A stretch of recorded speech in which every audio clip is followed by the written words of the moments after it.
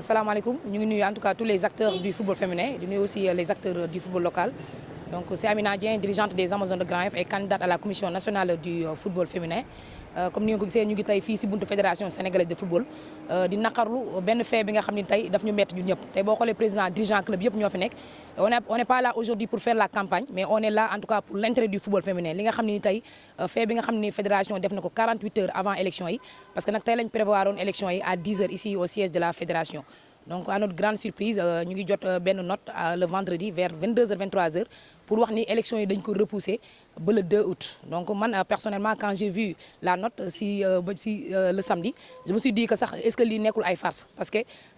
ma ne loo xam ne ni dañu wax le dimanche le 29 te ba ñu ngi koy envoyé dañu ko envoyé par lettre circulaire def ko par note club yëpp jot si donc ñu envoyé ñu par mail pour wax ñu ne élection yi dañ ko reporté donc après man j'ai appelé directement le secrétaire général Mamadou Diouf c'est lui-même qui m'a expliqué que le 11 fédération dafa bëgg ñu xool pour candidat yëpp ñu xool ñan ñu éligible pour dem ci élection yi le 2 août donc je lui ai posé la question ne leen par respect je pense que tey président club yi ñu si bëri dañu jóge si région yi déplacé wu ñëw ba Dakar tey waroon nañ bind note 72 heures avant pour wax ni que élection yi dañ ko repousser parce que c'est vrai que boo xoolee article 34 si la fédération tënku pour wax ni élection yi mën nañ ko def le 2 août mais en 2017 et en 2021 je pense que collège football féminin ñoom ñoo élire présidente sortante bi te si même loi boobu noonu peut-être fédération respecté woon loi bi nga xam ne si la article 34 ne tous les membres du comité exécutif dañ leen war a fal ci li nga xam ne ni mooy AG 2 août bi kon fédération je pense que moo njëkk a violé loi wu article 34 bi tey manque de respect boobu noonu moo tax tous les dirigeants des clubs ñu ñëw fii taxaw pour naqaru li nga xam ne ni tey fait bi nga xam ne tey fédération def na ko et damay lancer message di wax ni dañu jëm ci élection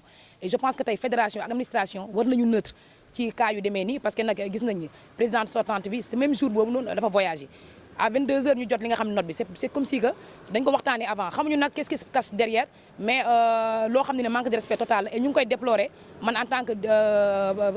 candidate mais ñu ngi koy déplorer aussi en tant que acteurs et actrices aussi du football féminin parce que tey bu ñu taxaw fii comme ni ma ko waxee rek c'est bien clair c'est pour l'intérêt du football féminin ak li nga xam ne tey à chaque fois day dal football féminin et je pense que tey message la boo xam ne ñu ngi koy alerter di ko lancer te lii bu jëmul buñ ko teelu régler dinañ dem ba AG wu 2 août bi aussi dina répété wu donc je pense que football féminin soxla li nga xam ne mooy respect soxla nañu considération pour le respect du foot féminin donc mu nekk loo xam ne naqarul nañ ko bu baax a baax et di ñaan aussi tamit di lancer message le président Augustin di lancer message ñi nga xam mooy administration au niveau de la Fédé à ce que lépp loo xam ne tey war nañ ko def ci AG bi nga xam ne mooy le 2 août bi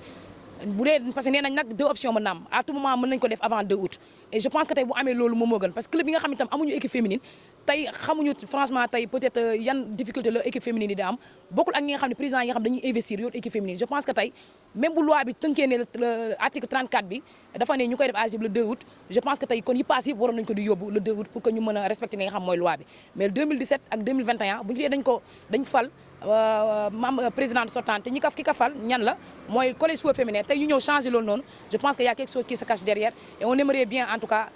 fédération ñu leeral ñu loolu mais en tout cas ñu ngi lancer en tout cas message bu baax a baax pour à ce que lu mel nii aussi bañ a amati ñu ngi lancer message aussi à ce que ñu respecter football féminin parce que c'est vrai que football spécifique la mais comme bañ ñuy jox ñun convocation dañu ko envoyer par circulaire je pense que tey lu mel ni bu amee war nañu ko def 72 heures avant pour respecter même les dirigeants yi nga xam dañu jógee fi nga xam ni moom mooy ci région yi bindal leen lettre de circulaire bu ko defee ñëpp gis ni dañ ko affaire reporté nañ ko mais ñu wax raison bi tax ñu reporté ko donc loolu laa amoon pour wax en tant que candidat et merci beaucoup bon raison bi dañu ne carrément article 34 bi dafa ne carrément que bépp membre bi nga xam ni dafa comité exécutif nga war a nekk les 23 membres AG 2 août bi moom moo lay fal et effectivement loolu la article wax maintenant lan moo tax en 2017 et en 2021 même loi boobu noonu protégé wu li nga xam ni moom mooy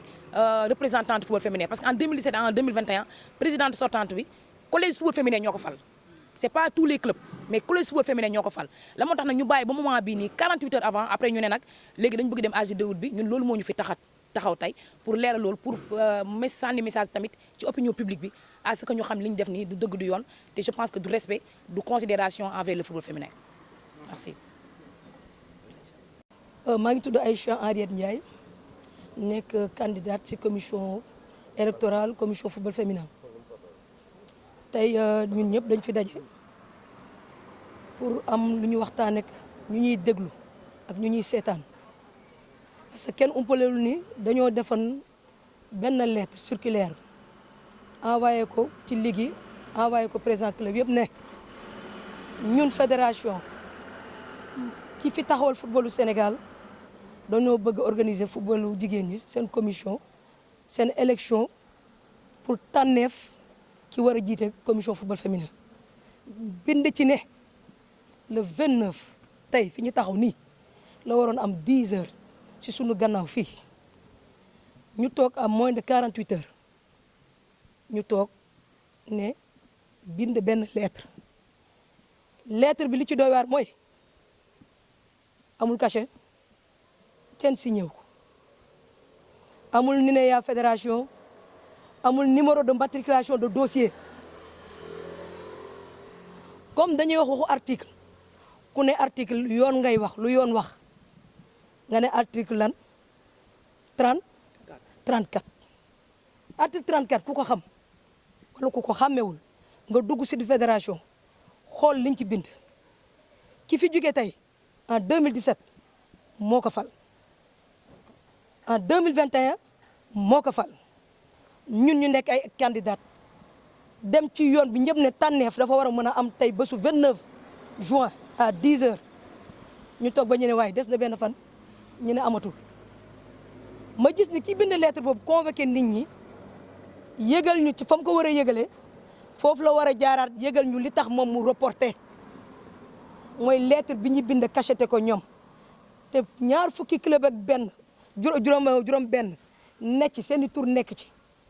ñu ne wax ñu ni le 29 ñu ni voté ngelawaay boo toogee ba nga ne li mënut a ne nga jaaraat fa nga jaaroon loolu mooy hiérarchique kuy oote dëgg da ngay dox dëgg te lii dëgg bi mooy ñun ñi en tant que président club bi fi taxaw yëpp xoolatuñu kuy dem uti ndam mais dañu xool ñun football féminin bii gëdd bi ñuy war a jox ci fulla ci fayda ci pas-pas ak ci respect joxuñu ñu ko loolu wax tey ñu taxaw buntu fédération fi Sénégal de football pour wax ak population bi ministère sport moom mi nga xam ne moo ñu boot pour ñu xam li xew lan la article 34 bi ñuy wax nag suñ ko xaymaa ñoom benn nit ki moo génne ci làmmiñ ne article 34 moo ne dañuy organiser vote le 29 moo tagaat ba mu neex ko bañ a génne circulaire digne de ce nom ne amatul kon kooku mooy kan te li gën a yéeme ci wax ji mooy ba ñuy fomm élection yi ñoom ñoo ngi yëkkati seen i téléphone di laajte ndax danga may votel wala doo ma votel ñëpp gis nañ ko ñëpp dégg nañ ko waaye lu ci gën a yéeme mooy lu tax ñu fomm ko xamuñu waaye kii waroon nekk fii ci ñun nekk bañkat comme ñun war ne lii dafa war a jëf ci football féminin waaye anamu ñun de balaa ñuy taxaw fi date le 29 kooku da jël na ay bagages am wan ñu gannaaw kon loolu am na lu ci lëndëm guddi nag bu ko yàlla defee suturaa tax mais ñun dañoo taxaw diggu bëccëg wan nit ñi dëgg bi fii la ne te dëgg bi ñu koy atte mooy article 34 boobu ñuy wax ne dañuy xoolaat ñun ñi candidat ndax am nañ légitimité pour bokk waaye casier judiciaire lu mu signifié casier judiciaire ku koy joxe c'est la loi yoon le juge un procureur moo koy joxe ne casier judiciaire bi kat Amina maa ko jox wala Aïcha Ndiaye mi maa ko jox kayitam dara sikku sakku si loolooy tax nga war a bokk ci membre électif yi waaw wala déet beneen bi club bi ñuy représenté xam nañ ko sa njël bu doon dossier boobu baaxul le même administrateur warul woon génne pàcc wala lettre teg ko ci yoon ne le 29 la ñuy voté kon foofu luy Amina di wax dañuy wax ne am na lu ci lëndëm ñun nag ñëwuñu fii pour indexer qui que ce soit mais dañuy ñëw en président de club wax sénégalais yi ne ko ne leen dañoo bëgg li fi am ci football féminin ay attaques at mu jóge fii te ñun ñoo faloon ñoo décidé ñun dañuy dem vote pour indi un changement le changement mooy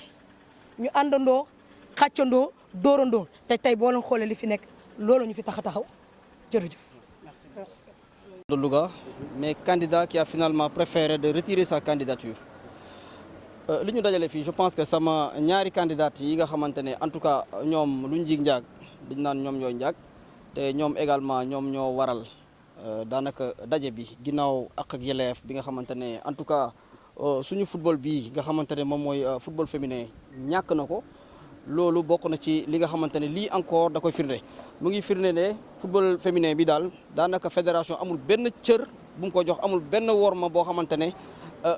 jàppale nañ ko. Parce que mënu ma comprendre que yow à 72 heures en tout cas ci ay élections yoo xamante ne yow yow yaa def sa bataaxal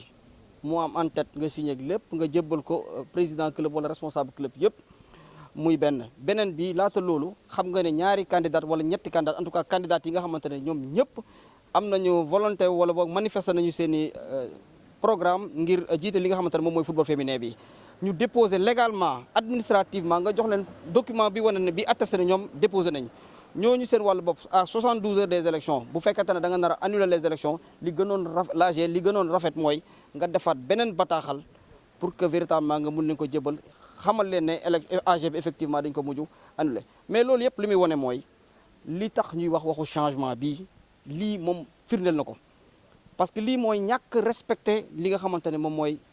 football féminin bi beneen bi mooy administration fédération ci boppam dama jàpp ne moom moo teg ay article am ba pare ñàkk am connaissance ci li nga xamante ne moom mooy article am parce que mënoo wax ne elle nangam sangam ne lii ak lii la nga dem ba ci biir elle boobu mosoo ko utiliser ci li nga xamante ne moom lañ ko jagleel nga ëlbatiku aujourd'hui tey bëgg a jëfandikoo loolu interpréter à ta manière muy benn ñaareel bi mooy collège lañ wax ne moom mooy votel ki nga xamante ne moo war a jiite commission football féminin waa léegi ban légitimité la ñeneen ñi nga xamante ne ñoo nekk ci football góor ñi nga xam ne amuñu club féminin est-ce que ñooñu tey dañoo war a votel football féminin bi waaw wala déet c'est la grande question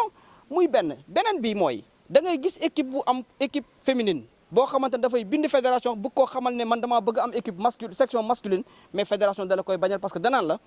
football bii nga yor nga xamante ne football féminin la dafa am ni ñu ko tënkee dafa am ni mu bindoo moo tax mënagoo am équipe section masculine gis nañ ko fi ba tey donc lan moo nekk tey aujourd'hui motivation bi nga xamante ne moo leen poussé ba nga xam ne dañoo def jëf ju nu mel loolu mooy la grande question que tout le monde se pose beneen bi mooy ay nit ñi nga xamante ne ñoom ñoo fi nekk ñu nekk ay administrateur nekk ci administration bi benn mbir la ñu war a jàpp seen bopp mu leer ci ñoom que ñoom ñi fi nekk ñi nga xamante ne ils sont élus ils ne sont pas éternels mais ñoom ils sont là en tant qu'administration ñi fii ñëw beneen équipe bi nga xamante ne mooy ñëwaat ñoom dañuy continuer di liggéey ak équipe boobu donc ñooñu war nañoo sàmm loolu de sorte que équipe boobu noonu su ñëwee lu ñaaw du mën a am seen diggante parce que yow dañ la fay teg yow maanaam fonctionnaire nga liggéeykat nga ci biir fédération bii joxuñ la poste électif de maanaam yow ci administration bi nga bokk nga nekk au cœur de l'administration alors aujourd'hui bu fekkente ne yow ñi nga xamante ne ñoom ñoo la dénk seen administration dem nañ ba doute di am ci li nga xamante ne moom mooy say prise de décision incertitude di ci am ay interrogation di ci am jàpp naa ne loolu daanaka li muy firnde mooy ñàkk wóolu bi war a am bi am diggante club yi ak ñi nga xamante ne ñoom ñooy fédération la fédération est parce que les clubs sont bu fekkente ne club yooyu nga xamante ne ñoom aujourd'hui ñoo tax yow nga nekk fii ci au niveau de la fédération bu fekkente ne club yooyu joxoo leen cër tey joxoo leen seen ak seen yelef joxoo leen seen wàccuwaay véritablement ban sa nekk ci biir fédération ban njëriñ lay am donc man li may wax rek mooy mënu ma wax ne je parle au nom de tous les clubs mais en tout cas je parle au nom de ceux-là qui ont accepté de répondre aujourd'hui n'est-ce pas nga xamante ne c'est le droit le plus absolu parce qu'ils ont été convoqués administrativement et jusqu'au moment où nous vous parlons il n'y a pas un document administratif qui atteste aujourd'hui que ne la fédération de la sénégalaise de football notamment la commission AG bi nga xamante ne moom la waroon tenir AG boobu noonu teniratu ko donte nag nangu nañ leen ne texte bi li ñu wax ci article boobu lu mën a nekk la am na mais ñoom ñoo ko bi ñu ko violé violation boobu nga xamante ne ñoom ñoo violé article boobu moom moo induire beaucoup de gens en erreur parce que ñoom les gens sont tels parce que li may faral di wax dans l'application de la loi il faut savoir raison garder donc man ci loolu laa sukkandiku donc di leen rappeler ne que ñoom les clubs ici présents ici présents non nous sommes au même qui sont là présentement donc li may wax mooy il faut plus de respect et de considération pour ce football féminin la stigmatisation la marginalisation ak li nga xamante ne moom laay wax ne chaque fois ne ñoom ils ont préféré conjuguer les clubs féminins à l'infinitif loolu dañoo war a xool def de leur possibilité pour que loolu noonu mu bañ a nekk loo xamante ne dëgg la nañu déjà les clubs féminins souffrance bi nga xamante ne moom la ñu daj ci championnat yi déjà pour commencer yow amoo horaire bu baax boo xamante ne moom war a footballer jàpp sa calendrier déjà sa calendrier tu as un calendrier perturbé nga am la quasi totalité nga war a xalaat ci cette programmation naka ngay def ba mun a épargner ñi nga xamante ne ñoom ñooy joueuses yi nga xamante ne ay élèves lañ ak ay étudiants nga mën a leen jàppale ci li nga xamante ne moom mooy seen éducation ak seen instruction mais loolu yëpp bu fekkente ne nekkul jëloo disposition yooyu noonu parce que li may wax c'est mooy diriger c'est prévoir waaye booy prévoir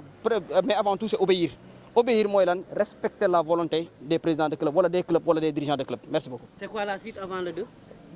On va apprécier ensemble. On va apprécier parce que la quasi-totalité ñi fi nekk. Certes, il y en a des présidents de club, mais il y a également des responsables de club qui vont retourner au sein de leur club. Véritablement, on va continuer d'échanger, se parler. Parce qu'il faut comprendre une chose, la partisanerie, ce n'est pas de la partisanerie ce que nous sommes en train de faire. C'est quoi aujourd'hui? On a fédéré nos forces, fédération des forces, pour voir véritablement qu'est-ce qu'il faudrait faire pour apporter une réponse positive, en tout cas, mais une réponse également qui sera très féroce et très vigoureuse face à cette situation. Parce qu'il faut comprendre une chose, les présidents de club, dans leur cadre de constatation, on n'est pas tout le temps d'accord. C'est la contradiction des idées. Loolu yëpp dañ koy def pour trouver une meilleure solution au problème yi nga xamante ne moom la football féminin bi di jànkuwanteel. Jërë ngeen jëf. Merci beaucoup. Je m'appelle Issa Konaté, je suis le secrétaire général des DORAD. Ensuite, je suis le directeur de campagne de Aïcha Ariat. Est-ce que vous pouvez revenir vraiment sur l'objectif de votre rencontre ce matin? Oui, comme ce qu'a dit mes prédécesseurs, la rencontre d'aujourd'hui émane maintenant d'un fait que la fédération a dû effectuer par rapport maintenant aux élections, voyez, pour la commission du football féminin. Donc l'élection était prévue le 29 juin. Il y avait ce qu'on appelle une circulaire qui avait donné cela par la commission et à notre grande surprise, donc le samedi, c'est le vendredi, certains l'ont reçu même à 21h pour reporter maintenant, voyez, ces élections-là. Est-ce que le report est prévu par les statuts de la fédération? Absolument, donc nous avons l'article 34, dont ils font allusion maintenant à cela, pour reporter maintenant les élections. Donc cet article a toujours été violé par la fédération elle-même. Parce qu'en 2017 et en 2021, les élections ont eu lieu avant l'Assemblée générale. Pourquoi aujourd'hui on attend à la dernière minute pour pouvoir reporter cela? Donc il y a anguille sous roche. Donc il faudra revoir cette situation de très près. Donc ensemble, vous voyez, ici on ne fait pas de plaidoyer pour autre, mais c'est pour décrier maintenant la manière, voyez, dont la fédération, voyez, effectivement maintenant c'est son administration. Donc on ne peut pas être, voyez, dans une administration et on viole par exemple les articles. Voyez, donc en leur faveur, voyez, donc ils peuvent changer maintenant les donnes à tout moment par l'article 34. C'est prévu par le texte fédéral, bien sûr. Mais ce que nous inquiète aujourd'hui, c'est le fait de reporter sans pour autant demander aux candidats. Aucun des candidats n'a reçu maintenant une notification fédérale.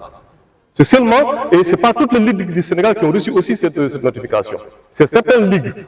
Alors que les candidats sont régis au niveau des clubs qui sont dans des ligues. Donc nous avons eu maintenant des représentants de clubs qui devaient voter aujourd'hui, qui ont quitté l'intérieur du pays. Ils sont venus, ils font 400 km pour venir voter. Ils étaient déjà là, avant la sortie de cela. Donc voilà un peu, et nous notons ça comme étant un manque de respect, voyez, envers maintenant, voyez, donc le football féminin au Sénégal. Qu'est-ce que vous craignez par rapport au report? Nous, on craint rien, on craint rien du tout. Combien de clubs sont présents? Combien de clubs sont présents actuellement ici? Actuellement, ils sont presque plus de 20, hein. 20 hein. Il y a 20, donc les autres conférences, il y a 20 clubs qui sont là. C'est sur 26 clubs qui doivent voter. Voilà, donc il y a 20 qui sont là, donc voilà. Quelle sera la prochaine étape? Non, la prochaine étape, nous allons apprécier ensemble d'abord, voyez, l'ensemble des clubs, nous allons apprécier ensemble, ensuite maintenant, la décision viendra après. Merci. Voilà, merci.